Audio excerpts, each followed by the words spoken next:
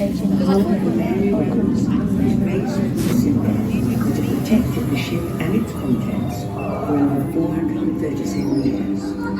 This transition from obscurity to fame was witnessed by a global television audience of over 6 million people. Perhaps you were one of them. I certainly was. Today, Mary Rose and her thousands of artifacts provide a unique insight into life on board a Tudor warship. Do you know how her story began? I feel Lord Dagger in 1509, and I, Henry VIII, of that name, became King of England. Come closer, everyone. Come hither. That's it. Come beside me. I'm not as scary as I look. Come closer. I have much to tell. I was near 18 when I came to the throne. Yes, that's me up there. Hard to believe, isn't it? A great king should seek glory in just war and rightful conquest. Now, by ancestral right, I was also king of France. But I could not enforce this unless I waged war on the French, and to do this, I needed ships to carry my armies across the narrow seas. When my father died, I inherited just 5 king's ships. Now, I have near 60. The first ship I built was the Mary Rose, and I paid for her out of mine own purse within 10 months of my accession to the throne. She was named for the Blessed Virgin Mary and our Tudor Rose, and she proudly bears this emblem high atop her forecastle. I loved to hear how she sailed. My first Lord Admiral reported, "Sir, she is the noblest ship of sail at this hour, as fast and maneuverable as a vessel a quarter of her size." I viewed her myself many times. Indeed, I went aboard her with the Holy Roman Emperor when we inspected our ships before my second war with France in 1522. My army by sea, my Navy Royale, has been one of my chief delights. I have built great dockyards and gun foundries to arm our ships and fortify our coasts. And my greatest ships have bellies bursting with guns set at ports with lids which can close. Many guns bear my titles and the marks of our Tudor Rose and the Fleur-de-Lis. And when fired, these roar and breathe smoke, causing fear and dread among mine enemies. My wars at sea have seen no great battles. In fact, our recapture of Boulogne a year ago was fought on land, not at sea. But now my spies inform me that more than 200 French ships are close to England, their fearsome war galleys harassing my ships and raiding our coast. Against this, I have but 80 vessels anchored here at Portsmouth Haven. Anticipating fierce battle, I have gathered my captains for a council of war on my flagship and placed men atop the masts to keep watch. My gentleman Carew has served me well, and I am making him Vice Admiral in my Mary Rose. My lords, What new? the enemy is sighted by the Whites. Captains, to your ships. Tarry not. I will hasten to my army by the South Castle. Godspeed, and with God's grace the winds will favor us. The battle is upon us. The Mary Rose sails for the French fleet. Join her now. Sound drums and trumpets, and cry God for hang. England has saved God!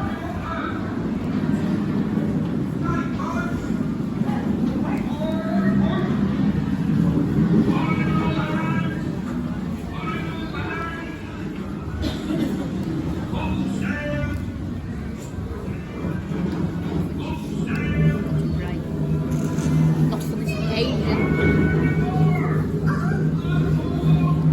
Enemy on the starboard, sir! Open your fire!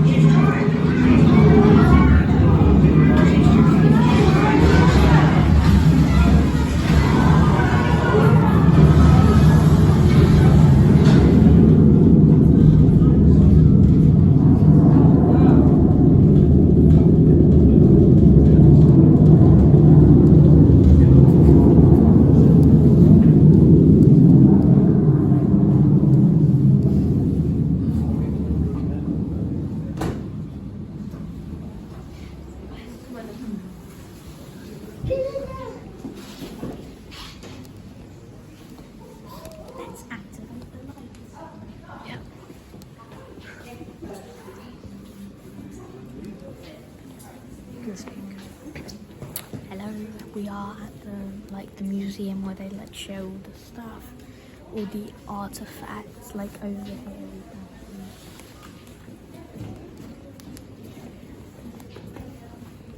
we have here we have artifacts found from under the water.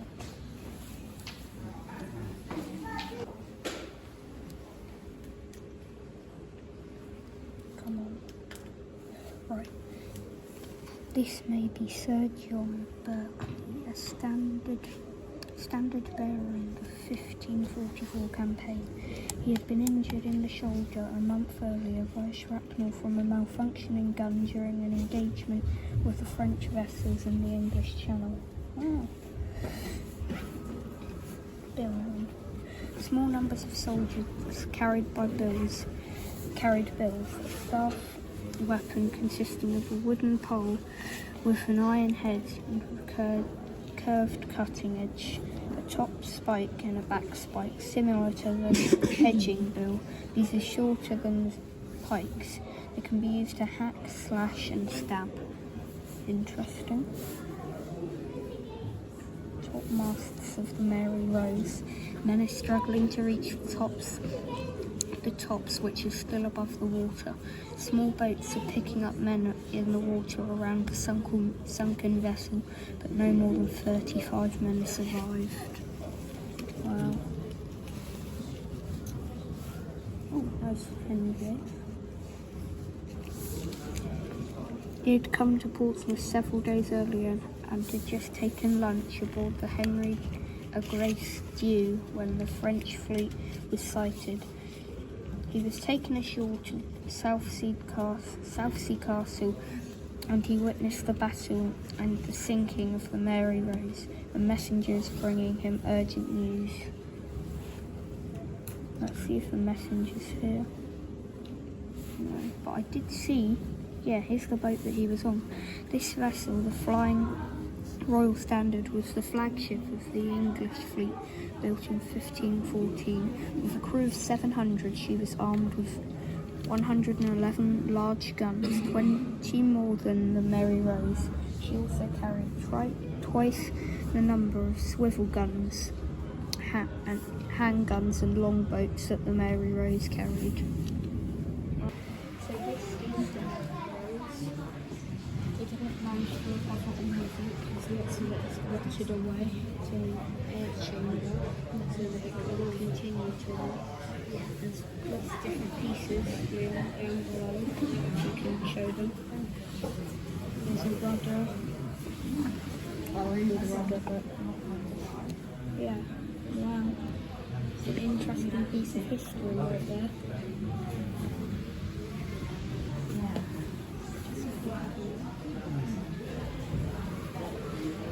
The one who there's a weight floors up everywhere and the height. I think that's to keep the temperature the same so that it doesn't get too cold. Now there is food for this, so this might take a little while. This video might be around 20 minutes long.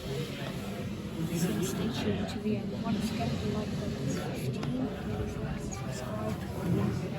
It's unbelievable that something wooden still. Go. So these are the cannons, the National Republic cannons, the long pokey stick in the cannons, gunpowder down. Here's the actual cannon, the bottom of the light.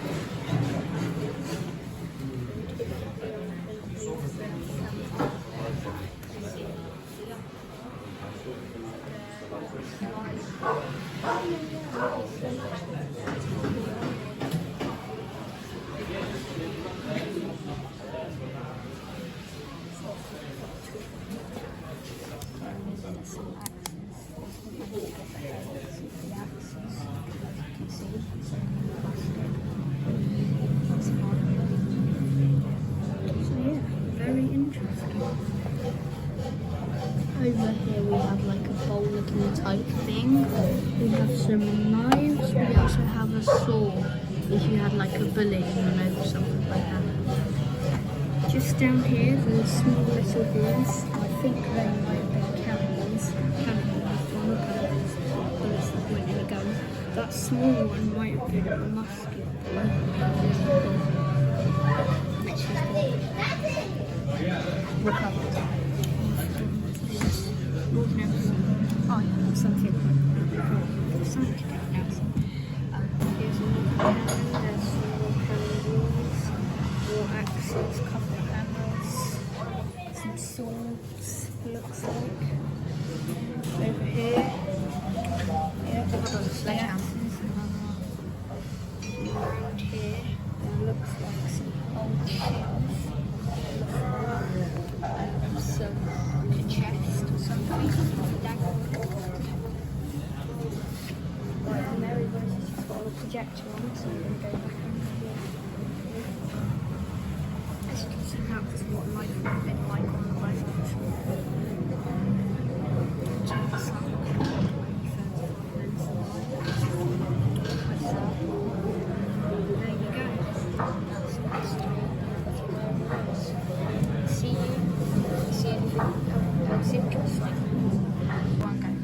Did you see that hole in that like boat just pick up on it? That's what a cannonball went through. Probably looked like a cannonball like those ones over there. And believe it or not, they're actually metal. But since they've been underwater for a long time, they look a bit like wood.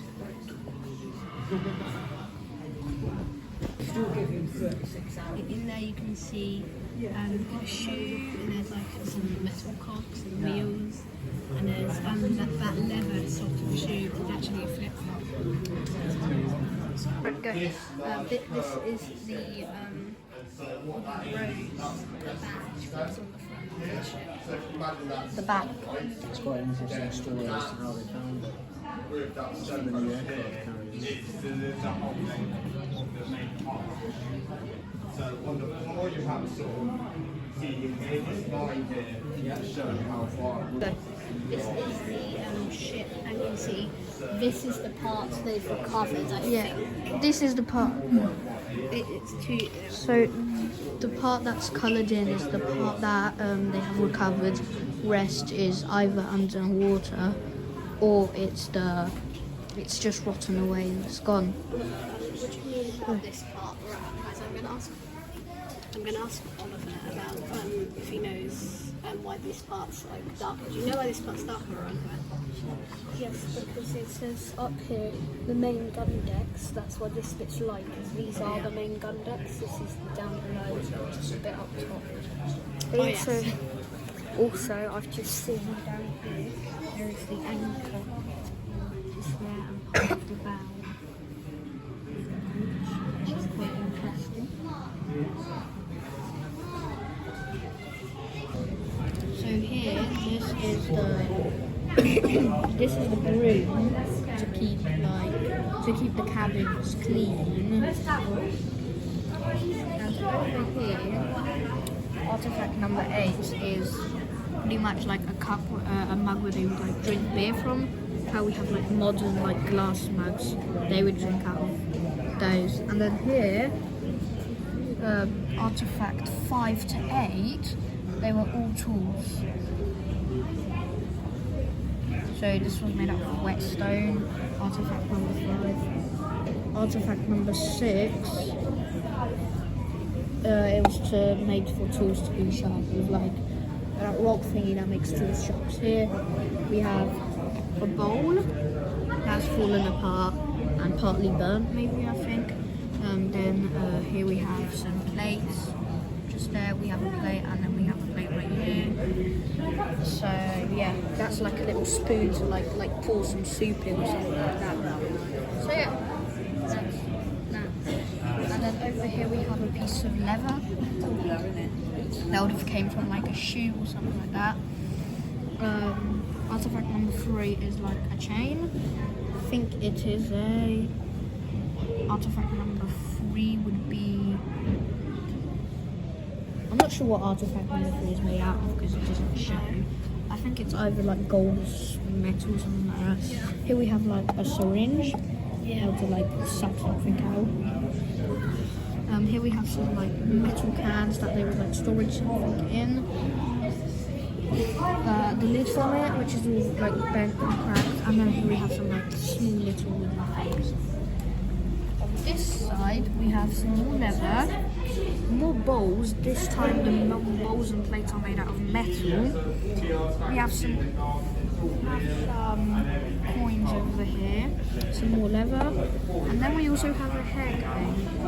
That looks like it looks quite modern. It's made out of wood. So yeah, here we have some more plates, and yeah. So that's all. Thank you.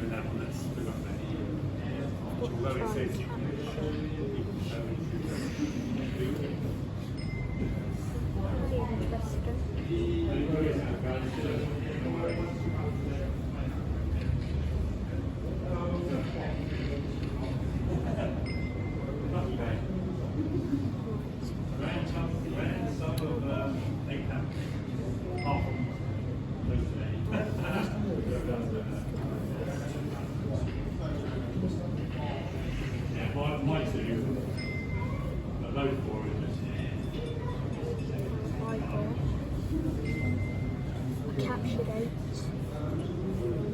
sank 2.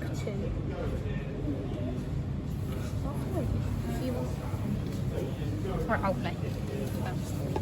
Let's give it a kid. So here we have all the stuff that they use in the kitchen. Like we have some bricks for like to make an oven. We have a big bowl that we like cook some soup in. We have some like spoons, yeah, all the stuff that you would use in the kitchen.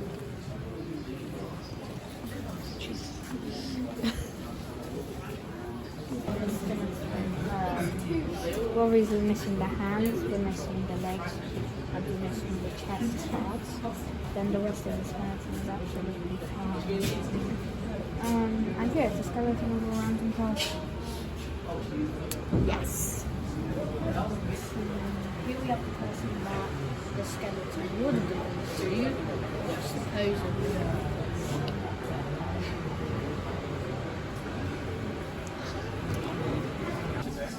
So here we have like a fireplace, here we have like the shovel that they use to get the ashes out. The metal part is not here. Here we have like the bowl that they like cook the stuff in. It's very big. Yeah. Here, down here we have some mugs for like some beers and tea and stuff like that. We have some knives. Up the top we have more knives, daggers, and all that type of stuff. Down, if we have a look, some bow and arrows. Obviously the metal parts have not survived, or they're under the sea somewhere. So yeah, here's some more arrows. Most of the metal parts haven't survived, unless they were wooden. Then they're really thin and really small, so they're very tricky to find. So here we have some chests with another cannonball. And then here we have some lanterns we could kind of say. I guess that's what they are. And then right here we have a better look of the rudder, yes. Not the rudder. Not the rubber, the rudder. And a very interesting piece of it. So yes, that's all. Art. So here we have like some silver coins. Some silver coins, another cone, and then a very small knife with a big knife. Here we have like a big spoon, which part of it is missing. Here we have like a little like, I'm not sure what to call that. Oh, here we have one of those like pumpkins to like make the fire start off lighting. And then over here we have some bottles, another cone, some rubber. We have a whole skull here. Yeah, I'm just gonna So yeah. Go. Go, Ruffy. So we're rolling down the ball. You can see it. Point! And a 10 out of 10 score. Woo!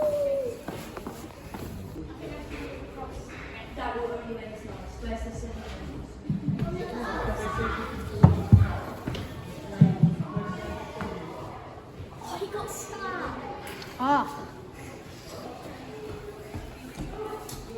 Next, it's Leon's go. Okay. We are going down the lift. Yep. This is a good room. We can talk loud. Ground floor. This is the ground floor. Thank you for watching. Make sure you like and subscribe to Ricardo Lemonade V2. Thank you.